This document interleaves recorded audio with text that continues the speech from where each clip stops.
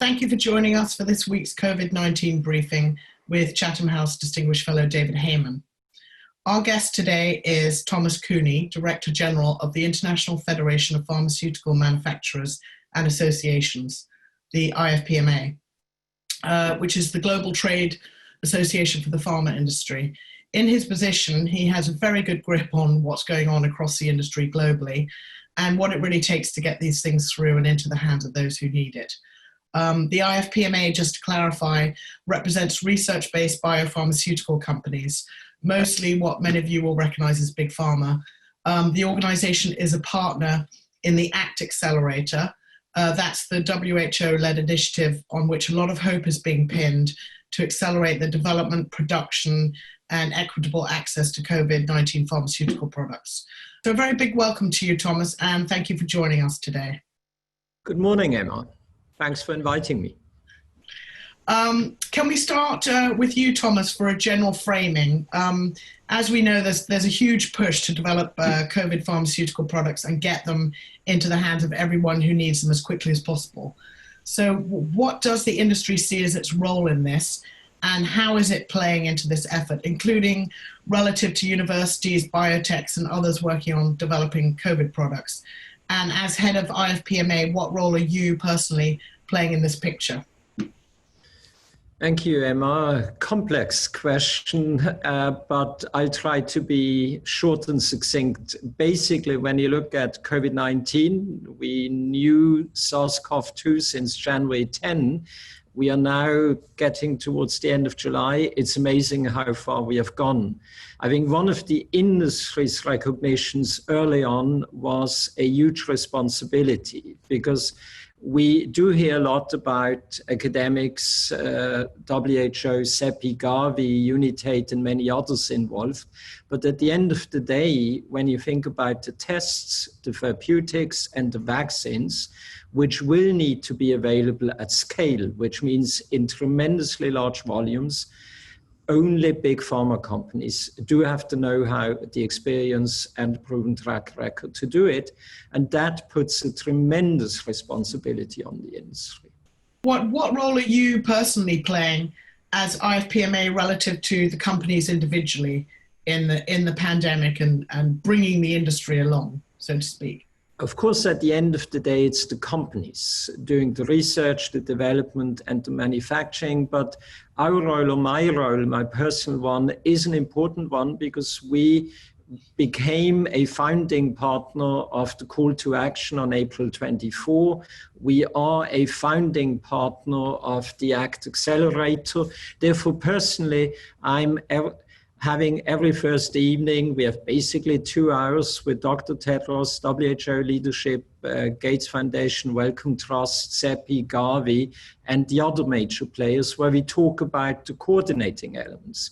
In addition to that, I'm personally involved in the COVAX facility. I'm acting as the Sherpa to our representative on the CCM, which is the organization which at the end of the day will have a role to make sure that no one is left behind, that also citizens in low-income countries get access.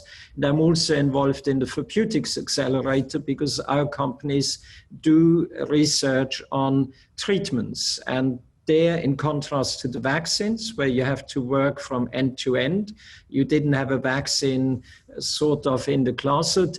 In the treatments, the primary focus has been on repurposing, on finding among medicines approved for other diseases, which one would work for COVID-19. Okay, and before we get on to specific questions, I thought we should just explore to what extent is there an industry perspective? I mean, in normal times, companies have different stances and approaches and different levels of engagement with global health issues. But this obviously is an extraordinary situation. Do companies have a common approach to this pandemic? Is there an industry perspective? It's actually quite amazing. I've been in industry association business for now more than 30 years. I've never seen something like this because historically you have very heterogeneous points of view. You have industry occasionally going all over the place, but here the industry has come together. I was personally really amazed how easy it was to get a concerted industry view on the policy issues, on, for example, the importance of the industry stepping in, the industry working 24/7, but the industry also committed to public health responsibilities. The reason I think is fairly simple. Since 1918, the Spanish flu, we never had a global pandemic of this magnitude impacting our personal lives, public health, combined with an economic impact, which is, comparable to the financial crisis of 2008, 2009. And this really puts a tremendous responsibility on the industry. And when I look at the way the industry has reacted, aligned, coordinated, and in my view, in a way you would hope it would react. Thank you. That's really interesting, and I'm surprised there's so much cohesion and solidarity within the industry because, as you know, Dr. Tedros calls for solidarity in all corners, and I was wondering about whether there is a sense of solidarity within the industry or from the industry with the world. So, both, actually, within the industry, we, for example, have organized a number of global media briefings on therapeutics, on vaccines, on the role of the industry. And when you listened to, the industry leaders there, they were sort of singing all from the same hymn sheet, which is a surprise given that we didn't have rehearsals beforehand. And there's a collective sense, look, of course, every company wants to be the first with a vaccine. Every company hopes that their treatment will work. But at the end of the day, you have this collective sense, whoever is there, it's good for the global, the global public health. It's good for the industry. And I think something which is worth mentioning from the beginning, there was a sense this is not business as usual. I've heard nobody talking about looking at the stock exchange, at the quarterly results. It is really this sense we need to deliver and not the sense, will we make money with it? Thank you for that. David, I wanted to come to you on what is the ask of the global public health community for big pharma in this pandemic? What should we expect from the industry? What should we not expect? And have you seen anything different in the way they're playing into the response compared with similar events or compared with business as usual? Well, thank you, Emma. It differs from vaccines to, as Thomas said, to therapeutics. Therapeutics are repurposed drugs that are being tested right now.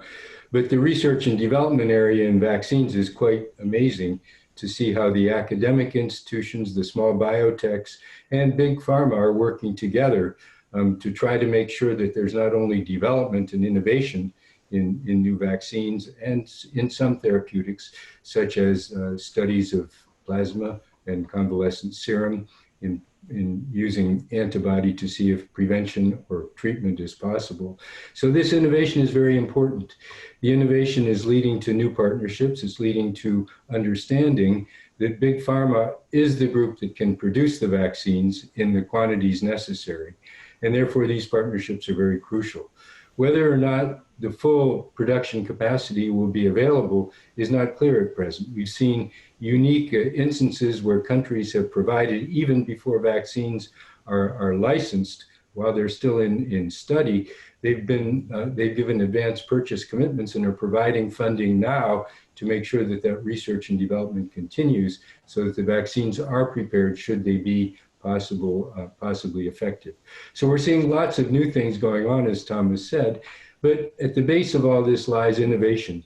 There has to be excellent innovation in order to develop these new therapeutics and new biologicals.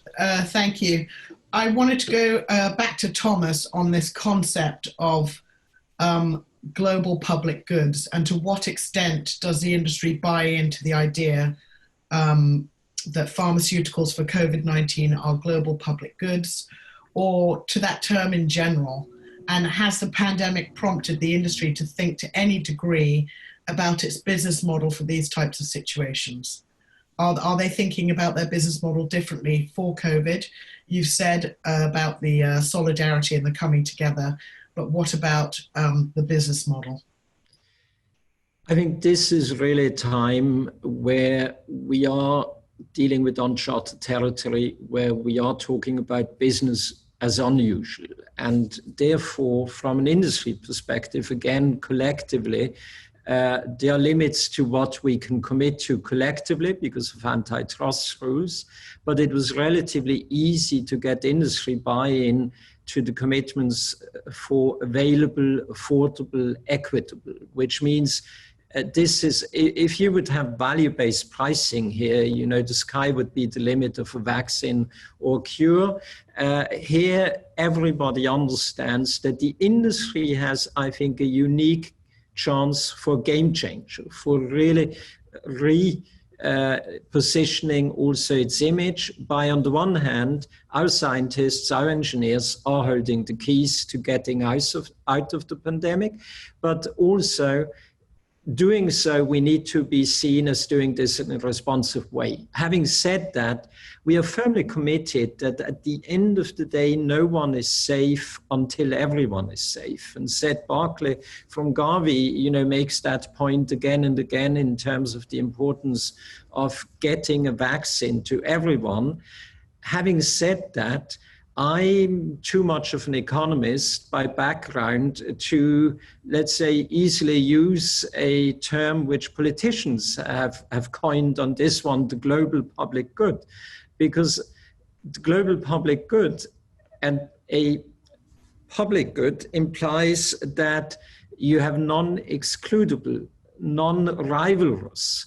Now, fact of the matter is you will have, if somebody gets a vaccine, somebody else doesn't get the vaccine. That's why we do have the discussions on allocation and allocation priorities within the COVAX facility with WHO, because you will need to make decisions, hopefully based on solidarity rather than who pays the highest price. But clean air, for example, is a public good. But the vaccine, until we have sufficient quantities, is not a feasible public good. It contradicts all, my learnings from my economic university days. But having said that, I think the important matter is we really need to strive to make these vaccines as fast as possible available and accessible to everyone, whether they are free at the point of service, as normally they are, for example, in the NHS, or whether you will use insurance system or others. That's a matter for countries to decide. The one common factor is we will need solidarity, and we will need richer countries subsidizing the vaccines for the poor countries. That's why yesterday and last Friday I spent quite some time in doing the commercials for the COVAX facility, first with the rich countries, because if they don't pay in, it will be challenging for CEPI, WHO, and Gavi to do the job they are supposed to do for the poor income countries.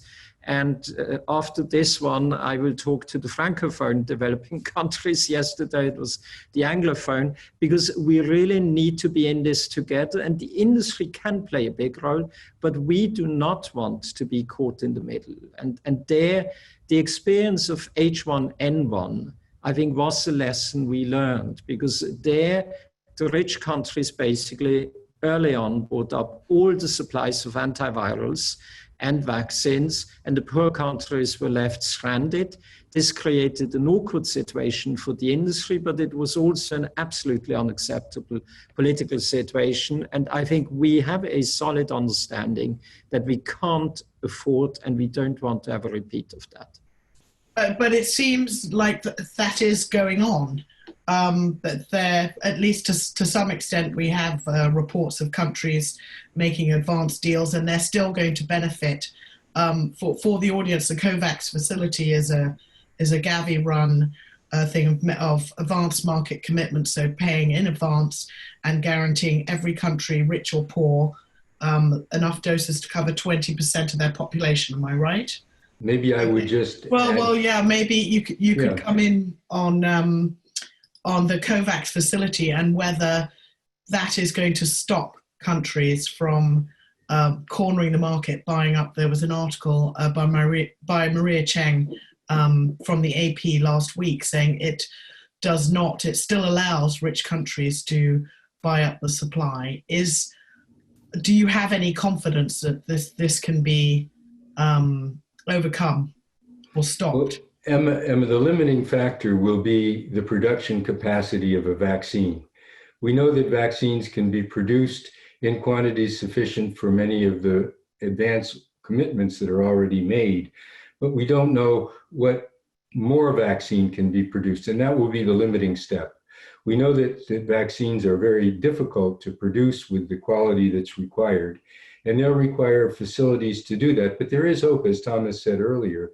The pandemic influenza preparedness framework, negotiated by member countries of WHO and industry, provides 10% of pandemic influenza vaccine to WHO to distribute to those people at greatest risk in developing countries.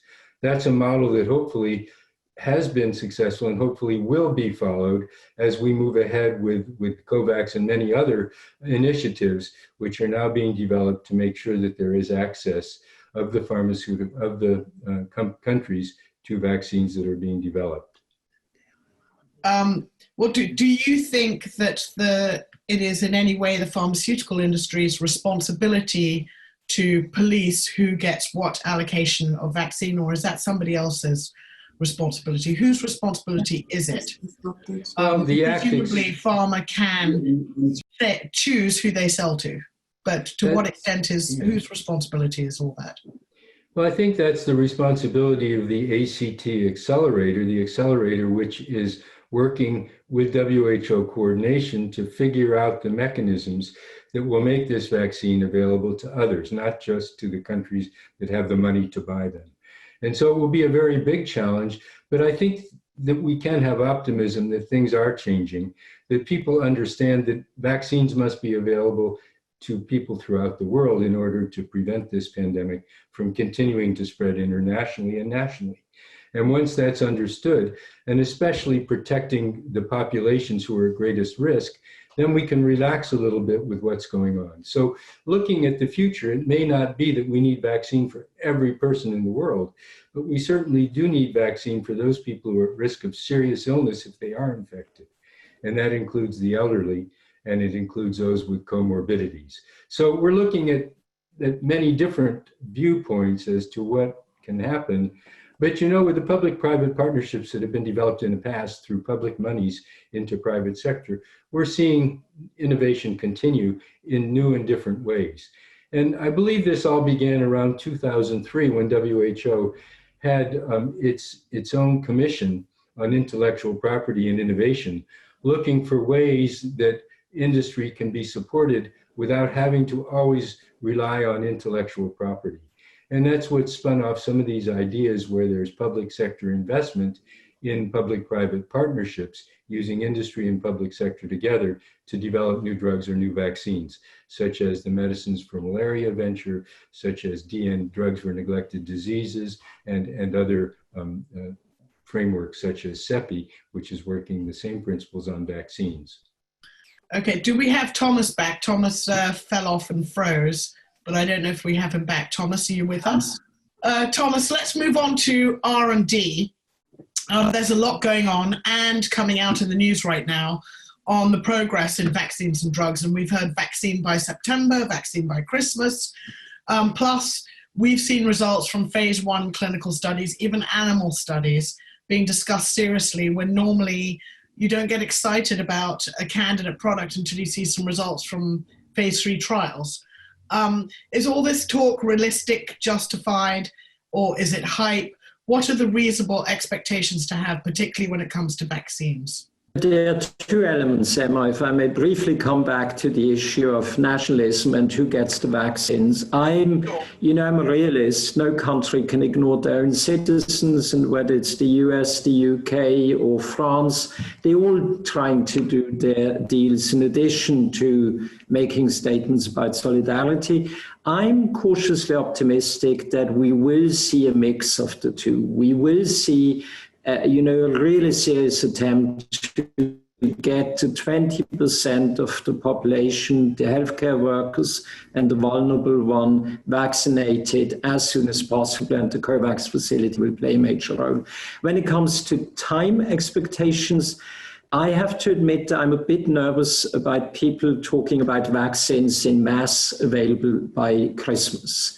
I'm there more inclined to be with what Ken Fraser from MSD said last week. I think we are probably lucky if we do have vaccines at scale available next summer. And I'm more concerned about pushing too fast and cutting corners. And I do trust the regulatory agencies, be it the FDA, be it the EMA, and the appropriate bodies at WHO to do their job and make sure that before vaccine is really used widely, you are sure that it is efficacious. Now, the issue, of course, and that's something which is rarely talked about, even knowing the results, and I'm cautiously optimistic based on the conversations I'm having with the vaccines manufacturers, even once we get the approval, we will not have to clear data yet on persistence, which means the question, how long does the vaccine last? Do you need to use this once a year or even twice a year? We do not know yet then what difference it has on age group. We know that normally the body's immune system is weaker on the elderly, on the above 65, when you look at the clinical trials done so far. I'll just pick up on what Thomas is saying, that I think there is reason for optimism. Hopefully there will be a vaccine. Hopefully it will be available. And I think that the amount of work that's going on, especially under the ACT Accelerator with WHO trying to coordinate access to goods such as vaccines, drugs, and also to diagnostic tests, will have benefit. Already, we're seeing the diagnostic testing, which is the only real tool that we have today to deal with this outbreak, is increasing in countries because of the effect of the ACT Accelerator and increased research into access to diagnostic tests that exist. Hopefully the accelerator will also make the new tests that are necessary to make it more reasonable and more close to the patient where diagnosis can be made. So we're seeing progress, we're seeing changes. We've seen these occurring, as Thomas said, since the 1980s, when IP was the only way that industry would innovate. Now they're innovating with public sector funding in projects such as CARB-X, which is developing new antibiotics, and CEPI, which is developing vaccines. So we're seeing changes in the way things occur. Those changes won't be rapid, but certainly this pandemic will speed up our thinking as to how we can really deal with these outbreaks in the future and make sure there's more equitable access to the goods that are needed to deal with these pandemics. We'll go to the general questions, the audience questions, to see if we can get through some of those. Let's see if this one from Tricia DeBorchgrave. Will these partnerships and collaboration lead to greater development of more bespoke drugs of merit for future rather than just blockbuster profit-driven treatments? Do you have any thoughts on that, David? I'm not sure whether that's something. Yeah, there's been hope on the post-genomic agenda, if you would, that now that we're able to sequence genetically organisms and understand where they attach to various human cells, there will be a possibility of developing designer drugs or designer vaccines. And that's going on today with some of the vaccine development and also some of the drug development. Hopefully that will be realized, because that will be a major way forward in not just doing trial and error, but actually developing a vaccine which fits into the site where that vaccine is necessary to fit in the human body, and the same for drugs. So we're seeing a change. It hasn't been realized as rapidly as hoped, but it will make a change in the way drugs and vaccines continue to be developed in the future. And that will also, I think, in the end, change the model that industry is using. Already, industry is using more academic institutions and more private sector, more public sector to develop the goods that they use, and then they're standing by in partnerships, as we see with Imperial, with partnerships to go on and produce what's developed by the small academic institutions or the biotechs. So yes, there is a changing climate. Where that will end up, I don't think anybody can predict at the future, but certainly Thomas will have some good ideas on that when he comes back on. Okay. Well, we'll keep that question in the bag for when he comes back as well. Here's an upvoted question, most upvoted. Ugar Killick, how can we trust the vaccine developed in a short time frame? Will there be any potential risks to use vaccines too early? So I guess that is about the balance of going quickly and just having to get it out there. Where do we draw the line, and what are the risks, and how are we going to manage those? Well, in the vaccine development that's going on, there can be no compromise for safety. These vaccines that are used in humans must be shown to be safe in humans.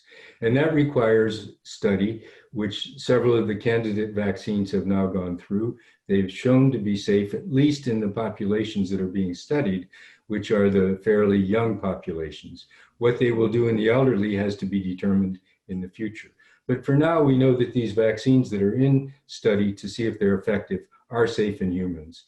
The next will be effectiveness, and once they've been shown to be effective, they will likely then be licensed with an emergency type license, which will continue to require, in addition to use of that vaccine, study of the effects of that vaccine, how long that immunity lasts.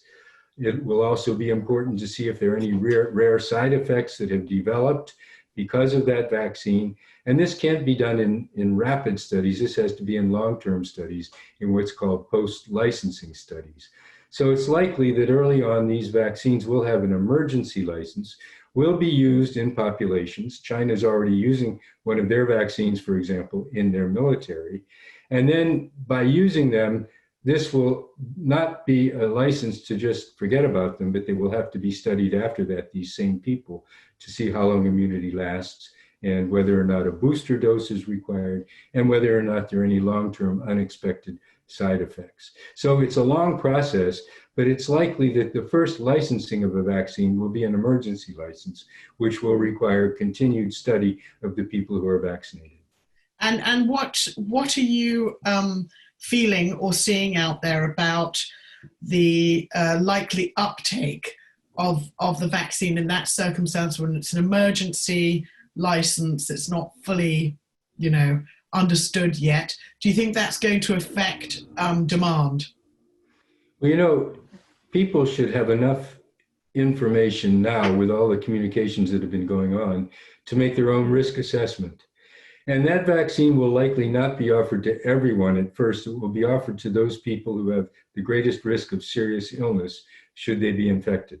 And that would include the elderly. It would include those with comorbidities and, of course, health workers. So then it's up to the individual risk assessment of those persons whether or not they will accept the vaccine. But in that risk assessment, they also have to understand that by becoming vaccinated, they protect others as well as themselves. So a health worker who doesn't accept an influenza vaccine, for example, is putting themselves at risk of not being protected against a new strain of influenza, but also is putting at risk patients who they're dealing with should they become infected and transmit to others. So it's a complicated risk assessment, and it's even more complicated because there are websites now which are anti-vaccination, which are talking against vaccination. Those sites really have no evidence behind them to show that they are correct. And it's very important that people, when they do their own risk assessments about whether to accept a vaccine or not, look at all sides, not just at what one site is saying, but what the communications coming from legitimate agencies are saying, as well as the side effects that might be occurring should they become infected with the virus. Okay, there's a question from Ashley Furlong from Politico, and it looks like it's related to what I was discussing with Thomas earlier about what can the industry do to stop hoarding. Do you think the pharmaceutical companies have a responsibility to ensure that if they produce a successful vaccine, it isn't just bought up by developed nations? Should they be ring-fencing doses for lower income countries? Well, I think that's a question for Thomas to answer when he comes back on, but I can just say that there is 10% of vaccine production capacity of certain companies such as GlaxoSmithKline, such as Serum Institute in India, which is reserved, and this is pandemic influenza vaccine, which is reserved for WHO to distribute to those people at greatest risk in developing countries. So there are models that have been developed at present.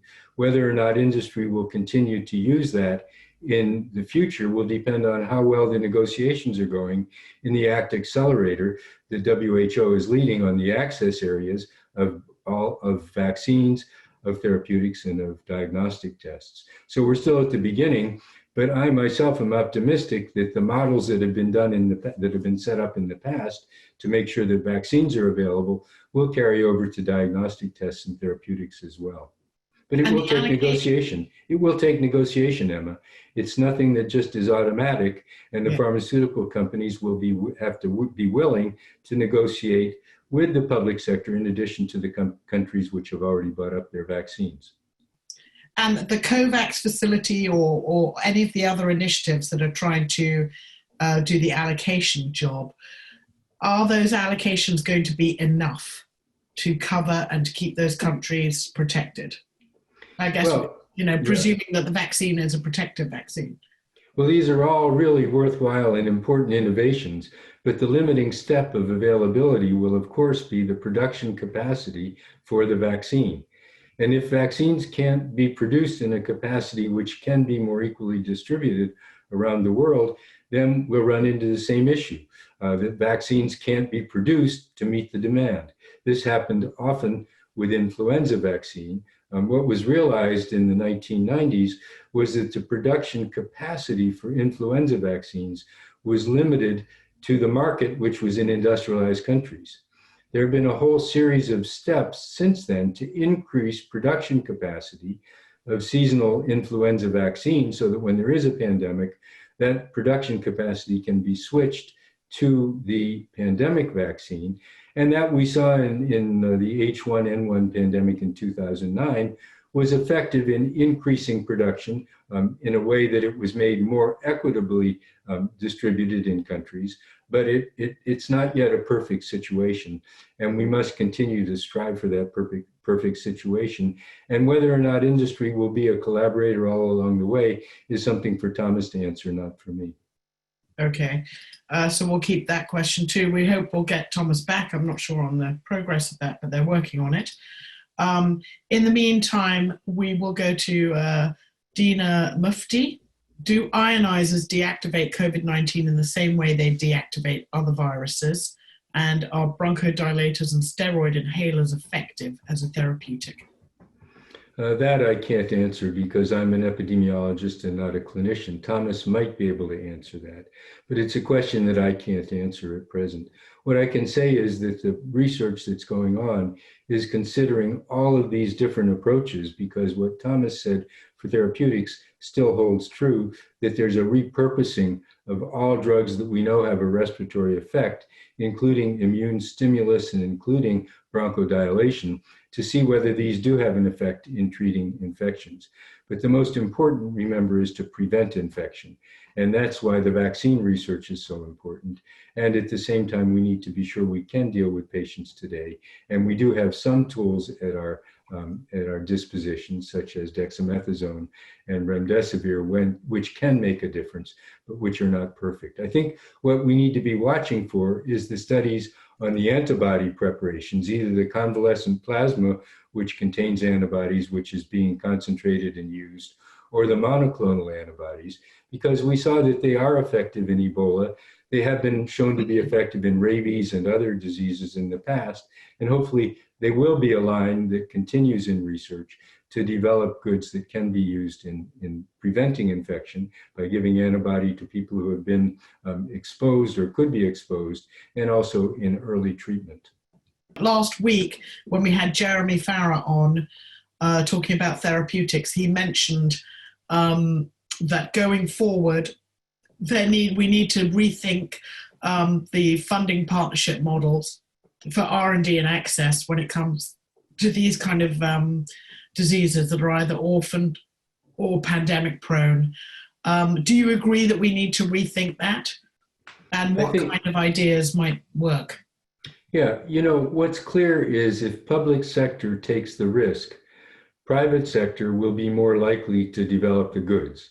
And how do you take the risk in the public sector? You provide funding to the private sector to take the risk.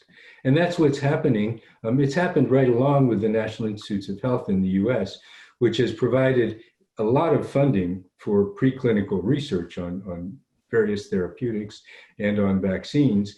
And it's going on in other parts of the world as well. We see now these new models, CEPI, which is taking public sector funding, putting it into the private sector to develop vaccines, or in the case of CEPI, and we see it for drugs in public-private partnerships like the Medicines for Malaria venture, which takes public sector money, takes private sector knowledge and data and bases of their therapeutics that they've had in the past that show action against malaria, and together they're working to develop new drugs.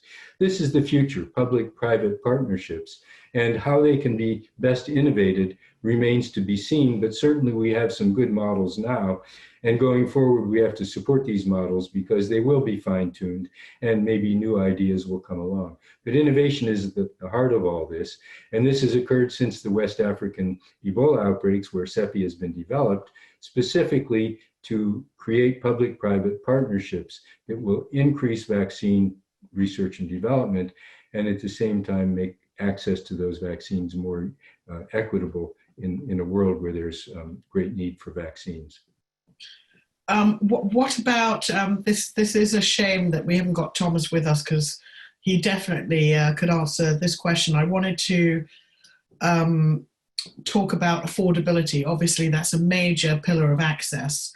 And what are your feelings on pricing for COVID products? Do you think there needs to be some discussion or some plan for pricing, or is that something that is really up to the industry to sort out for themselves? Price obviously is a major issue. And where do you think we are with this, or where do we have to be with this? Yeah, well, it's an interesting question. There are several models. I might start just with a story about a transfer of technology to develop a vaccine for sub-Saharan Africa, a meningitis vaccine, at 50 cents a dose. That technology transfer occurred to an industry in India. The vaccine was produced, licensed, and available in Africa, and African countries didn't buy it at 50 cents a dose. They waited until Gavi provided it to them. And so maybe we've got to do more work on getting governments engaged in providing what they can provide to match what industrialized countries are providing, instead of just having a culture of we will give to you. We need a culture where those governments are engaged enough to do that. There's a story about the Global Fund on AIDS, TB, and malaria, which is also an innovation, which is making drugs available to countries, and which is requiring matching funding, although it isn't often enforced, but it will be more and more enforced. And that is a facility that gives funding and drugs to developing countries for AIDS, TB, and malaria. This institution was begun in the 1990s, and it was begun because there was a justification as to why medicines were needed for certain infections. That came from the WHO Macroeconomics Commission and Health, which concluded that good health had to be at the center of rapid economic development. And with those arguments, and with many other arguments created within the G7 and other parts of the world, there was this facility set up, which finally was able to capture funding from industrialized countries to provide for drugs for developing countries. That was unheard of before the year 2000. Then it was only vaccines that development agencies were willing to invest in. Now it's both vaccines and drugs. So we have many models moving forward, and we have to make sure, and I know that Peter Sands at the Global Fund is thinking about models that can be used for making greater access to therapeutics for COVID when they become available. But what about industry pricing strategies? Do you think there's any role for the industry to look at its the way it prices medicines across countries or between countries for COVID? Well, companies often have what they call tiered pricing, which is different prices for different societies. The negotiations that develop the tiered pricing are kept confidential, and I'm not clear exactly what they result in many times. But I think it's a very big challenge for the private sector, which is run by the stock market, by investment of private persons into the stock market, to create vaccines at a price that would be acceptable in developing countries. But there are ways that can be addressed. There's the orphan drug laws that I think someone mentioned earlier, which makes it possible for industry to develop drugs and make them affordable or more affordable, while making sure that they can gain a profit from other drugs, which are industrialized markets only, and which are coming close to the period when their patent will be no longer valid, so that they can continue to make their profit from those drugs. So there are many, many different mechanisms, Emma. I can't speak about them all, but all of those have to be pulled together at some point to understand which is working better, whether it's an orphan drugs law or whether it's a public-private partnership or a combination of advanced market commitments, which Gavi does to pull vaccines through the development phase, a whole series of activities that need to be evaluated. And the final outcome will be, hopefully, better access to everyone. Okay, thank you. There's still, our team is still working on getting Thomas back, so please hang in there, everybody. Apologies for this, but there is a question I know you can definitely handle, David. This is from William Crawley at the BBC. If there are unpleasant side effects from potentially successful vaccine and younger people who are generally less at risk are reluctant to take a vaccine up, will that reduce the effectiveness of a wider vaccination program for everybody else? Well, certainly it could. We all saw what happened with the Wakefield publication about the association that he had found, or he thought he had found, or he had fabricated between autism and vaccines.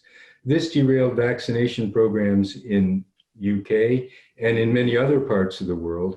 And as a result, there were outbreaks of measles that occurred because measles vaccine was no longer being accepted by the population, because the anti-vaccination movements had picked this information up and others.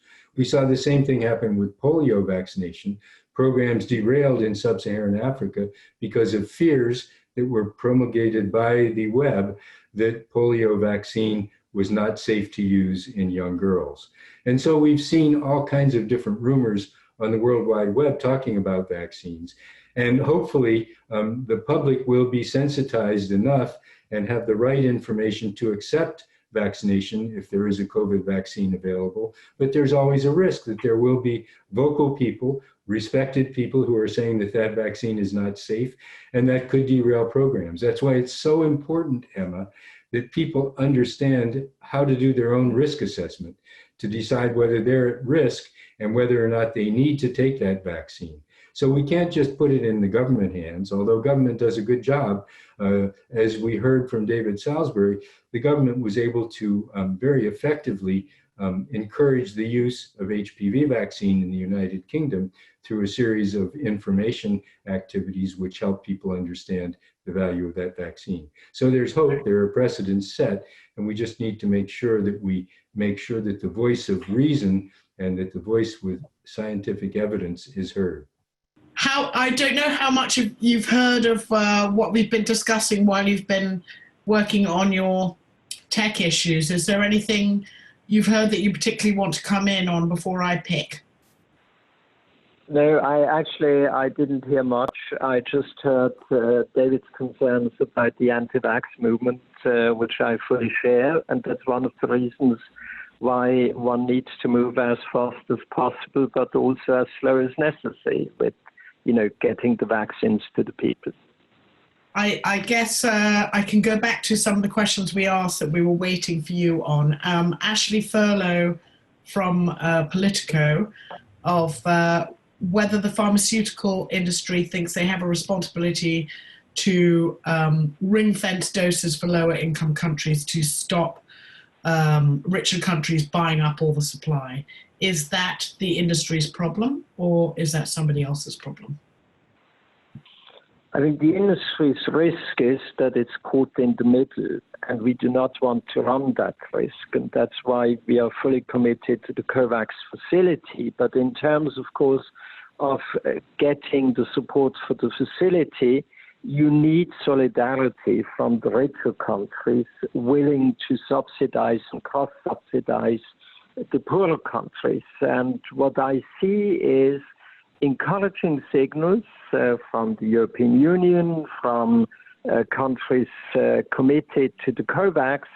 But when you look at the overall financial problem, and Jeremy Ferrara addressed this already last week, right now it looks as if a lot of the conversation on the ACT accelerators, and this goes for diagnostics, therapeutics, as well as vaccines, is stuck in the overseas development assistance bucket.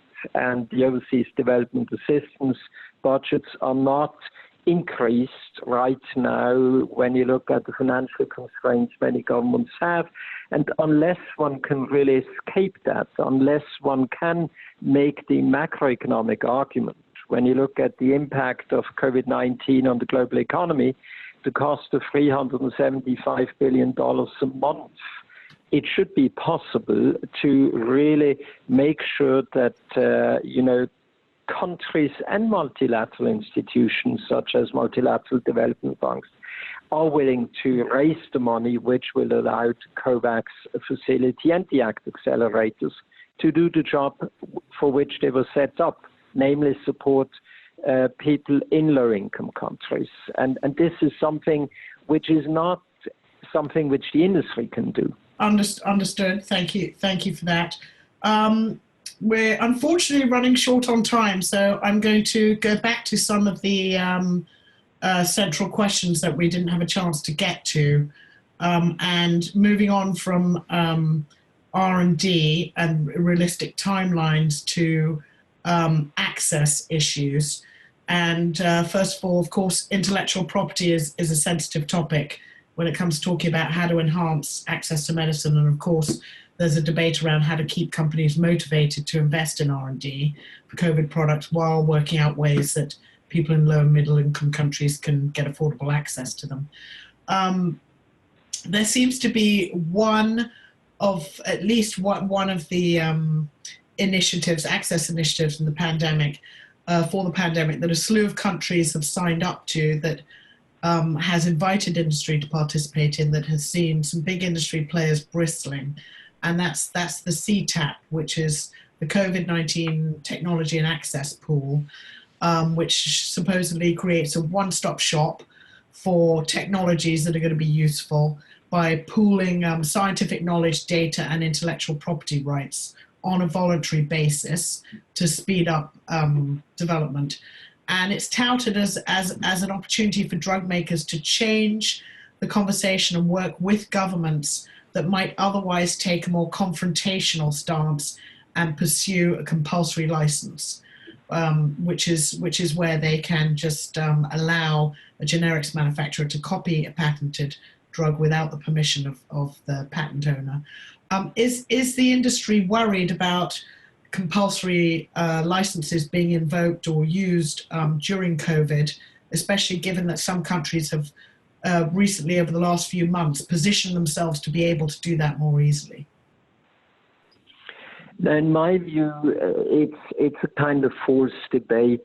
When you look at the Costa Rica proposal, which is behind this CTAP, it sort of came after the ACT Accelerator. The ACT Accelerator sort of replaced discussions, because IP in principle has been an enabler. We wouldn't be where we are in terms of the clinical trials, whether it's on remdesivir, dexamethasone, which is off patent and cheap. When you look at the chloroquine, hydroxychloroquine discussions, the anti-inflammatories, and many other leads which are pursued, we wouldn't be where we are if the industry wouldn't have started from a flourishing innovation ecosystem. Now, we also would have a much fiercer debate on IP if the industry or IP was seen as hindering access. What I see is that many companies have taken at risk investments in terms of clinical trials, be it through the solidarity with WHO, be it with the FDA and Active, be it the recovery trial in the UK and others, and in parallel, not knowing yet whether their treatments will work, or already ramping up production, have already reached out to partners for example, voluntary licensing. And we do have an established tool with the medicines patent pool, which has widened their scope during the pandemic, and therefore we have plenty of tools available, we have platforms available, and I think the simple reason why very few countries have signed up to the Solidarity Call for Action and the pharma industry hasn't signed up to that is, one, it's not necessary, but on the other hand, it is also seen as a potential distraction and undermining, because at the end of the day, we need innovation and we need future innovation for the next pandemic, and that will rely on IP. And one of the problems when you look at the CTAP is it goes way beyond what the MPP does, because the MPP looks at how can we make sure that people in developing countries also get access. Now, I know quite many companies who have, for example, reached out to me and asked, can you open the doors with WHO so that we can have early talks about pre-qualification, because the regulatory hurdles are serious, or can you open the doors, for example, to the Global Fund or UNICEF, because they don't even want to sell their medicines. They're willing, some of them are willing to donate, but all of them are concerned, how can we make sure that our drugs, if they work, are not just getting to patients in rich countries? Therefore, the IP right now is really not the hindrance to access. Okay, well that brings me on to another big issue in access, and that's affordability. I was just wondering, does the industry have a policy or a plan on affordable pricing for COVID products in low and middle income countries?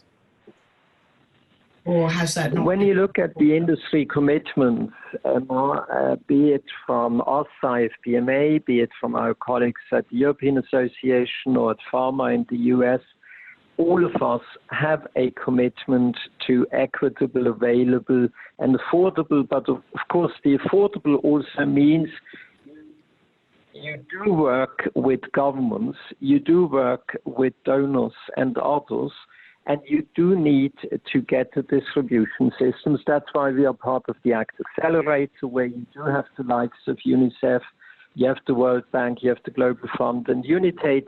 And when it comes to therapeutics, I expect that Global Fund and Unitate will play a major role, same as diagnostics. In the vaccines, it will be CEPI playing a major role, and Gavi in terms of this delivery. And we are working with them, and also companies are using the networks because they are committed to equitable, available, and affordable.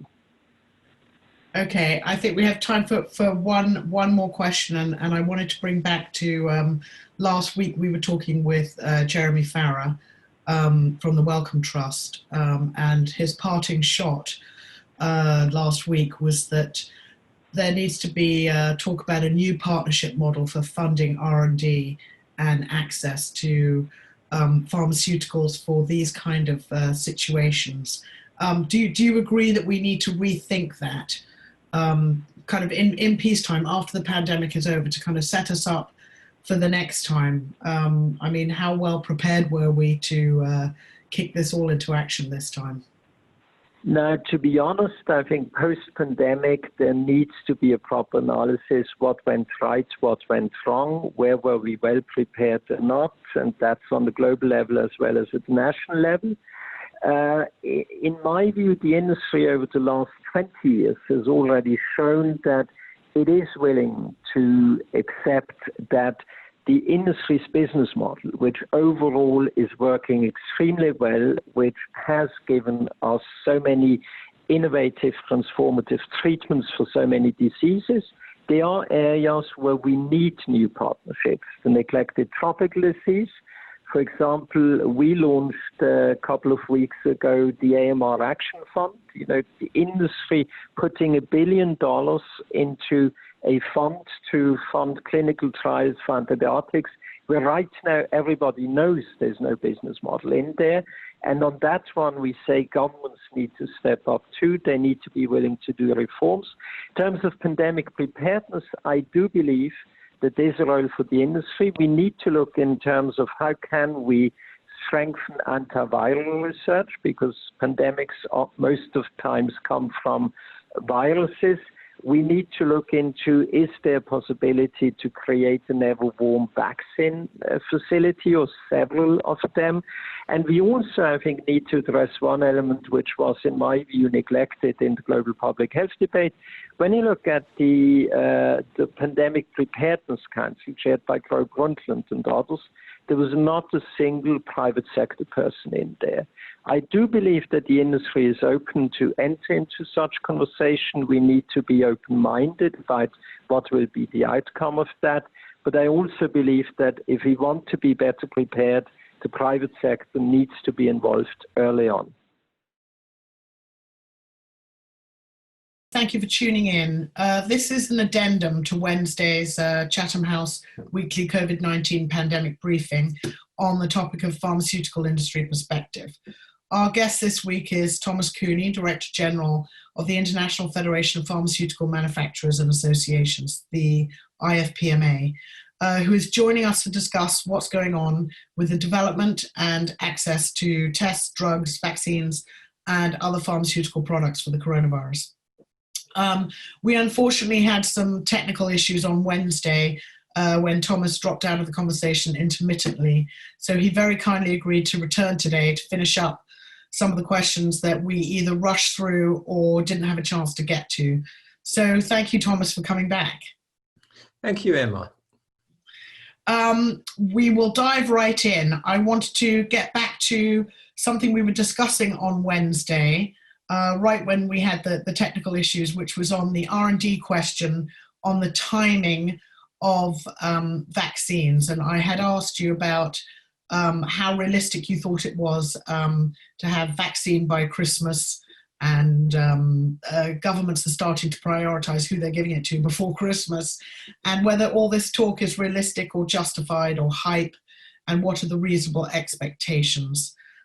You had said that we would be lucky to have any vaccine at scale by next summer. So I just wanted to go back to that as to what do you think is realistic for the timing of vaccine doses at scale and what it really takes to get that. Very complex question, and I don't believe that anybody can give you an absolutely firm answer to that. We may have a vaccine approved by Christmas. It's unlikely that we will have huge doses available by Christmas. And one of the reasons is that there's so many unknowns, there's so many variables in terms of the testing. We do have encouraging results from early clinical tests, but we do not know yet how it works when you expand the tests to large populations. Therefore, the realistic assumption is we may have vaccines at scale available next spring or summer, maybe some earlier, but we need, I think, a lot of luck to get that far. And what exactly does it take? Does that mean by summer, everybody who needs it will be able to get a vaccine, or only 10% of those who need it, and then it'll roll out over a year? What does it actually take to get it into the hands of the people who need it, once we've got a proven approved vaccine? When you look at the number of doses needed, the world has a population of 8 billion, and it's estimated in order to create immunity, you would need to vaccinate about 80% of these. By now, most people expect that you will need at least 2 doses to create the immunity you want, which means we are talking about the magnitude of 15 billion, up to 15 billion. The dose numbers available we talk about is more in the order of 2 billion plus next year. Therefore, it's absolutely crystal clear that there will need to be decisions on who gets it first and how are the allocations made. And then to get to the herd immunity numbers figure, what are we talking about then? Another year before everyone else, the non-priorities, get it? It depends on which of the vaccines work, how many vaccines we have. I think we all keep our fingers crossed that we will not have one vaccine, that we may have 4 to 5, 7 or 8 would be even better. Some of the technology platforms allow scaling up easier and faster, more flexible. But on the other hand, those are the technologies where no vaccine has been approved yet, where no at-scale manufacture has been done yet. And you have a lot of technical issues also in terms of manufacturing, such as, for example, the glass vials you need. To give you just one, example, normally, traditionally, you have 1 vaccine dose per glass vial. That's what you are used when you get your flu shot. Here, because everybody knows that we will not have enough specialized glass vials, we are talking about 20 doses per vial so that you can rationalize the glass. Now, how this will work out and which vaccine work, we, I think, have reason to be optimistic that the vaccine approaches which are pursued do work. But for example, if it doesn't, we may not have a vaccine next year. And do you agree with David? On Wednesday, he had said that production capacity is going to be the major bottleneck. Do you agree with David that that is going to be the sticking point? Fully agree with him, and there's no way that you can escape some of the bottlenecks which exist there. To give you another example, the highest dose, vaccine dose, which has been produced historically was 250 million. And now we talk about 5 to 10 billion. All the experts I talk to agree there's no way that you can get this fixed within 1 year. You will need more than 1 year to reach these targets. And of course, the other question also is, you may run into problems because not everybody may want to get the vaccine. Sure. And do we really know how many people will need the vaccine? In terms of need, I think and that's reason for more optimism. When I look at the discussions we have in Geneva, for example, with CEPI, Gavi, and WHO, pretty much everybody agrees that you need to provide the vaccines to the frontline healthcare workers first. That is a much smaller number. Worldwide, it's about 1% of the global population. When you look at the elderly, you get a higher number. It's about 8% of the global population above 65. In Japan, it's more than 25%. Therefore, you different countries, different needs. And then you also look at people with pre-existing morbidities such as diabetes, hypertension, the vulnerable population. That's why the discussions, for example, in terms of global allocation plans is that one hopes and aims to provide vaccines for 20% of the population in the first step. And that would cover those groups? That would cover those groups. Okay, great. I think that's it on that question. Well, actually, one more thing. You said it's impossible to get past some of these bottlenecks. Is it not possible to, now that we know that those are going to be bottlenecks, is there anything we can do, such as repurpose some factories, or just like we do to expand capacity with the hospital beds? Can we not, with a bit of foresight, just chuck up more capacity now? so that we don't have a bottleneck? Emma, we do not talk about repurposing a few thousands or a few 10,000 hospital beds. We are talking about setting up new vaccine manufacturing plants, which normally takes 5 years to get a new plant. Here we talk about getting this fixed within months. And global vaccine capacity has been estimated at 5 billion right now, but that is for polio, for measles, for yellow fever, for flu, for whatever. And here we talk about the need of maybe up to 15 billion. And by the way, something which I think has been ignored to some extent is we do not yet, we will know whether the vaccine is safe. We will have some data about the efficacy, but we do not know how long will it last. It may be that the immunity lasts for a year, maybe for 6 months, maybe for 2 years. That would mean if you would need to vaccinate again, like a seasonal flu shot. And of course, you can imagine what's that impact on capacity needs. Thank you. I want to move on to the access question. And one thing that we didn't quite get to the bottom of on Wednesday, and that is the issue of poorer countries, low and middle income countries that may not be able to buy the vaccine or get enough doses through the COVAX facility, positioning themselves at the moment to pave the way so that they could invoke what's called compulsory licenses, which is when they allow generics manufacturers in their countries to start copying, making generic versions of vaccines without the permission of big pharma patent holders, and that they might be allowed to do that. Is the industry worried about those maneuvers going on right now and talk of that happening? We are concerned about any talk which undermines intellectual property, because at the end of the day, the ability to respond so fast, so quickly to COVID-19 with therapeutics, with vaccine development too, is a reflection of our business model of the competitive research, which is rewarded through IP, strong IP, and the successful research therefore is protected.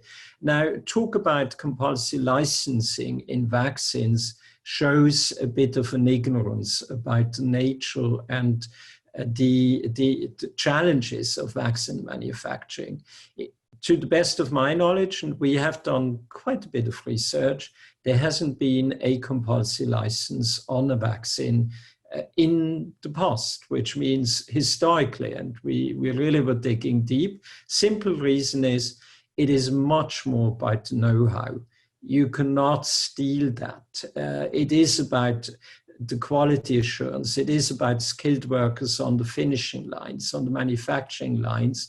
To give you one example of the complexity of vaccines, per one person in a therapeutic plant looking after quality assurance, in a vaccine plant, you have 50%. Therefore, the importance of quality assurance, and the reason is fairly straightforward, because a medicine you apply on a sick person, potentially fighting for his or her life, and therefore you're willing to accept risks in the balance for benefit versus risk. A vaccine is used on healthy populations, therefore you can't run any risk. You don't want to cut corners. And this is a knowledge which is built up over decades. And that's why the compulsory licensing issue is talked about in the vaccines. It's much more relevant in the treatment area, but in vaccines it hasn't been done, and honestly it wouldn't work. What's the danger that they might invoke it for drugs? I agree, obviously it's more useful with drugs, and it has been used for HIV drugs, and they can just reverse engineer the drug, can't they? They can just make it, they don't need the technology transfer. So is it a danger for COVID drugs? For drugs, it has been used in the past, and of course we are concerned, but because the industry's business model, our innovation system, depends on IP, I'm honestly not that much worried about it. And one reason is the industry, and Jeremy Farrar said that last week, I think is pretty much doing right now what everyone would hope the industry to do, which means working 24/7, scaling up manufacturing capacity, reaching out for voluntary licenses, establishing large networks. When you look at drugs, there's also a difference between chemical molecules. Small chemical molecules are generally easier to copy. They're generally easier to reverse engineer. When it comes to biologics, it is challenging.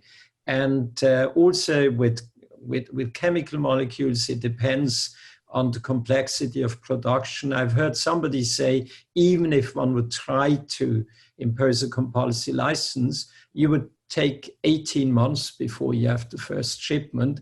That does not really help, because I think all of us hope that within 18 months we can travel again. We do have some vaccines. We hopefully also have more progress and treatments. And when you say voluntary licensing, you'd said on Wednesday that the industry has already started reaching out for voluntary license to partners for voluntary licensing agreements.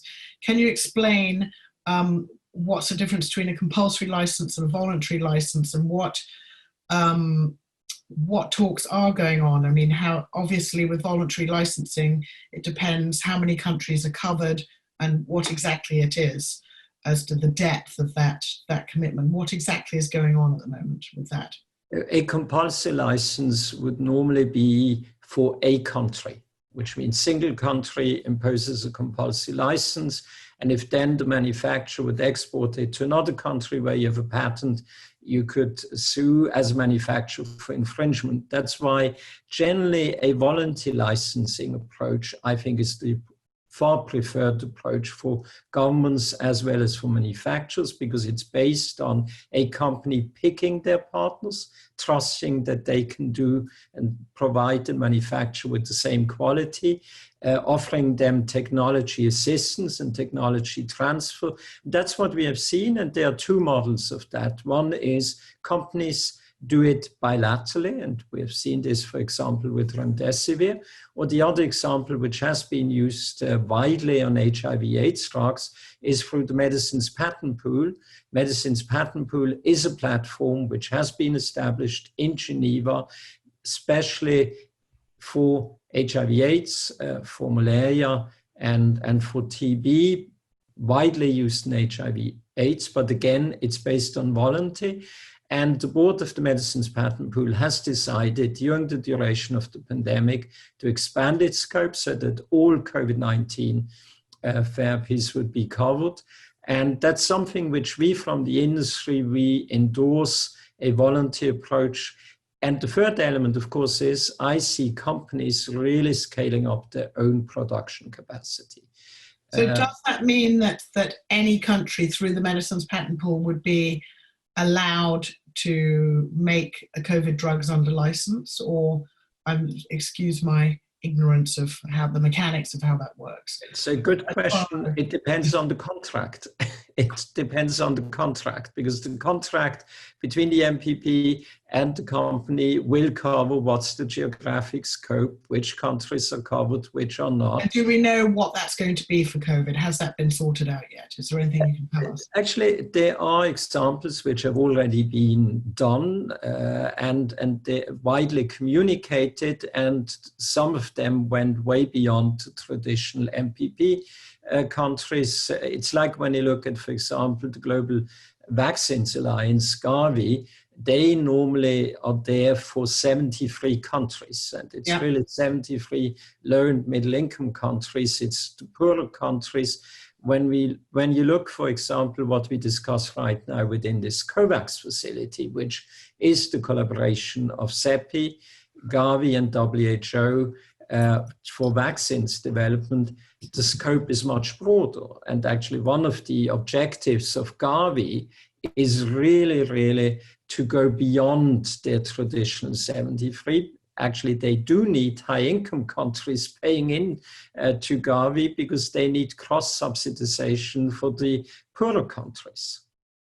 Okay, great. My last question before I go on to audience questions is about pricing. We did get to this on Wednesday, but we didn't quite finish this. And what I was asking is, does the industry have a policy on pricing of how much they're going to charge? So separate to going through the COVAX facility. So for the other, outside of that, have they decided, are there any discussions?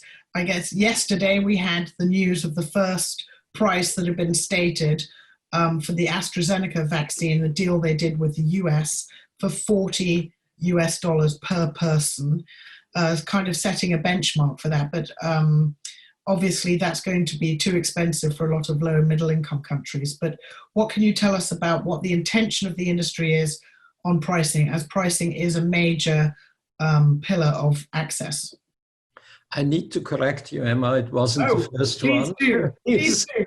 2 days before, you had the US signing a contract with Pfizer-BioNTech for 100 million doses. Oh, sorry, Pfizer. Sorry, Pfizer, not AstraZeneca. Yeah, AstraZeneca was yesterday also with the US, and AstraZeneca had different deals or not. Therefore, you will, from an industry point of view, there I have to admit, I'm somewhat restrained. If we would discuss pricing approaches collectively, you know, I, as DG of the Global Industry Association, my legal counsel would get a heart attack and I might end up in jail. There are really strict limits under which we can have discussions. What we can is policy approaches. When you look at the industry commitment, and we had many CEOs from companies joining us in global media briefings, all of them are committed to the notions of equitable, available, affordable.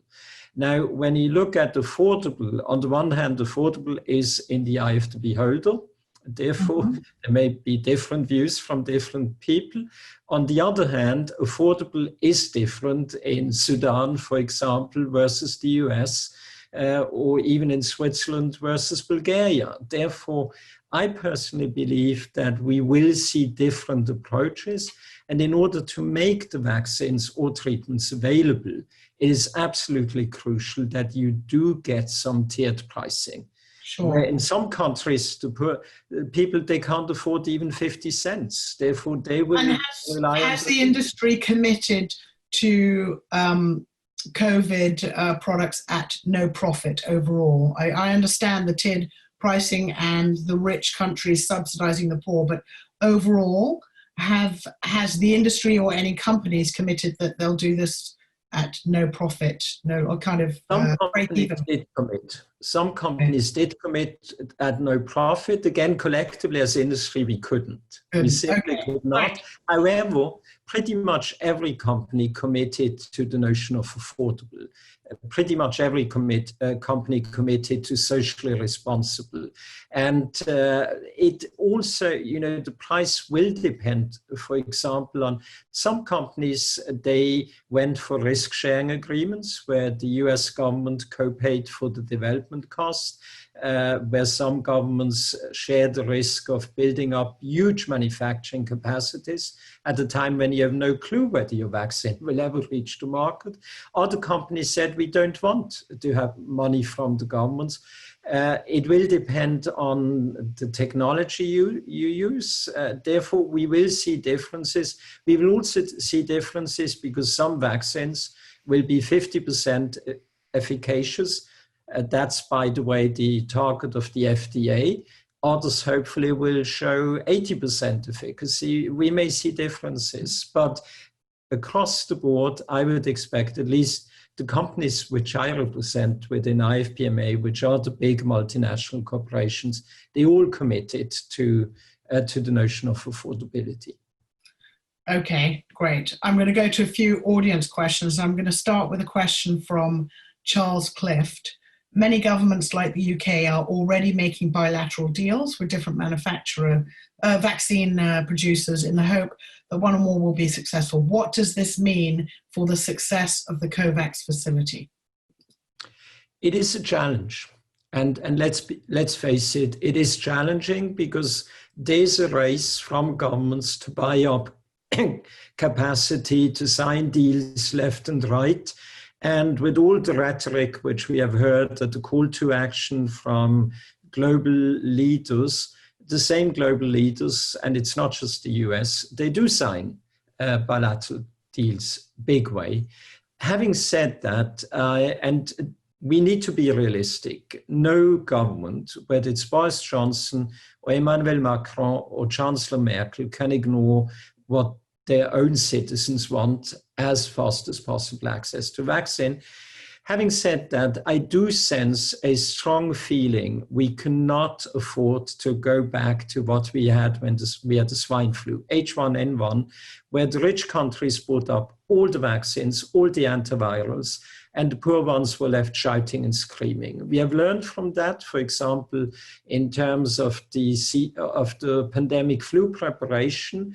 We have an agreement between vaccine manufacturers and WHO for stockpiling to put some capacity to WHO, and COVAX does this now on a much larger scale. When you look at the COVAX ambition, they try to have 1 to 2 billion doses available next year.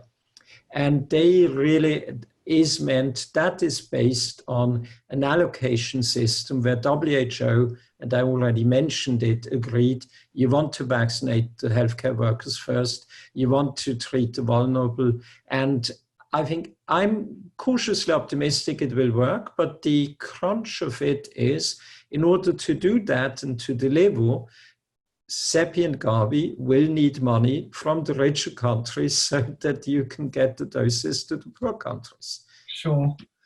Okay, this is a question from Mita Dulipala, and she says, it has become clear that public-private partnerships have been exalted during the pandemic. How much of a step change do you think this will have on collaboration models adopted by the industry?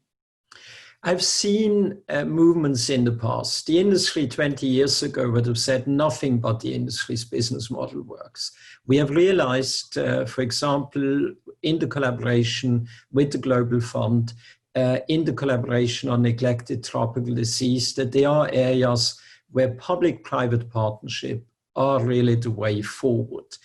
And I would expect that post-pandemic, we will have a day of reckoning where we will sit down. I strongly believe that the industry's business model for most of the medical challenges is the best one to work.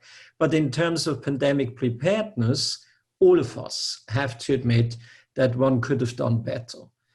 In terms of investments in antiviral research, in terms of investing in, for example, an ever-warm vaccine plant. And I do agree with Jeremy Farrar, who said that one really needs to look, how are we better prepared? And one of the elements, and there I'm pretty assertive, historically the industry was left outside the door when you had these discussions, the dignity discussions on pandemic preparedness. There's not a single...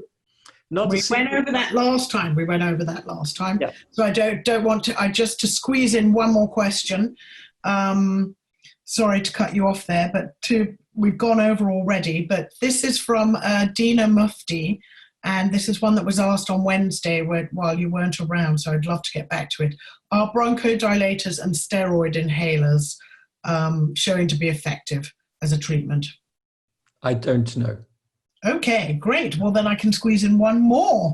And that is, can you talk about any issues that have hampered efforts to repurpose medicines for COVID-19 or to get candidate drugs through the necessary clinical trials? And that's from Ian Sample at The Guardian. I try to think about it, but by and large, we have seen an unprecedented collaboration. And I've never heard so much praise from industry leaders, for example, for regulatory agencies, because normally there's tension because you feel that they try to hold you back to delay. But whether it's the FDA, whether it's EMA, whether it's ICMRA, that's the coalition of the leading medicines regulatory agencies, whether it's WHO, everybody is keen to work together.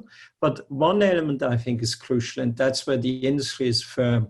you really need to do proper clinical trials. You need to await the results. And one of, in my view, shortcomings I've seen over the last few months, the rush to publication.